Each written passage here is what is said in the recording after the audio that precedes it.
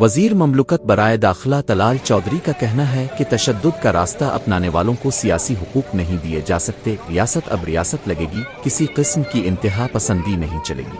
Jio news کے programme آج شاہزیب خانزادہ کے ساتھ میں گفتگو کرتے ہوئے مذہبی تنظیم پر پابندی سے متعلق طلال چودھری کا کہنا تھا کہ پہلے حکومت نے پابندی لگائی تو انہوں نے لکھ کر دیا کہ آئندہ قانون کی خلاف ورزی نہیں ہوگی، جو یقین دہانی کرائی گئی تھی بعد میں اس کی خلاف ورزی کی گئی۔ رپورٹس کی روشنی میں حکومت کے پاس کال عدم کرنے کے سوا دوسرا کوئی آپشن نہیں تھا۔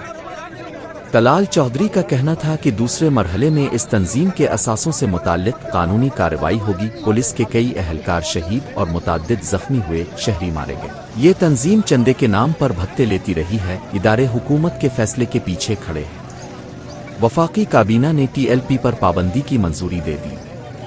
وزیر مملکت کا کہنا تھا کہ اس تنظیم سے متعلق ان کے 10 سال کی رپورٹس لی ہیں، بہت شواہد ملے ہیں، یہ فیصلہ آگے بڑھنے کے لیے کیا گیا، اب پیچھے نہیں ہٹا جائے گا۔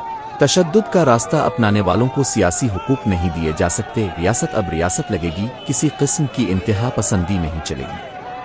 PTI کے حوالے سے بات کرتے ہوئے طلال چودھری کا کہنا تھا کہ جیل کے باہر آج کا دھرنا PTI ڈرامہ بازی ہے، یہ یہی کرتے ہیں۔ الف سین طرح کا وزیر اعلیٰ PTI نے اس لیے لگایا ہے، تاریخ میں سب سے زیادہ جیل میں ملاقاتیں بانی PTI کی ہوئی ہیں۔ طلال چودھری کا کہنا تھا کہ پہلے 6 ماہ انہوں نے نواز شریف سے ملنے دیا تھا، پھر پابندی لگا دی تھی، قید میں نواز شریف کی ملاقاتیں اور گھر سے کھانا بھی بند کرایا گیا تھا۔ اگر عدالت کا حکم نہیں مانا گیا تو توہین عدالت کوئی بھی برداشت نہیں کر سکتا۔ وزیر اعلیٰ سہیل آفریدی جب سے آئے ہیں، کیا انہوں نے صوبے کے لیے کچھ کرنے کا کہا ہے؟ کیا ایک ملاقات نہ ہونے پر خیبر پختونخوا کا نظام روک دیا جائے گا؟ کیا PTI میں تمام فیصلے ایک فرد نے کرنے ہیں؟ ان کا کہنا تھا کہ PTI والے جو کوشش کر رہے ہیں یہ غلط فہمی میں ہیں۔ کیا وزیر اعلیٰ کے حلف میں ہے کہ ملاقات نہیں ہوگی تو صوبے کے فیصلے نہیں کریں گے؟ یہ چاہتے ہیں کہ اسی طرح کے ڈرامے کرتے رہیں تاکہ کوئی کارکردگی کا نہ پوچھے۔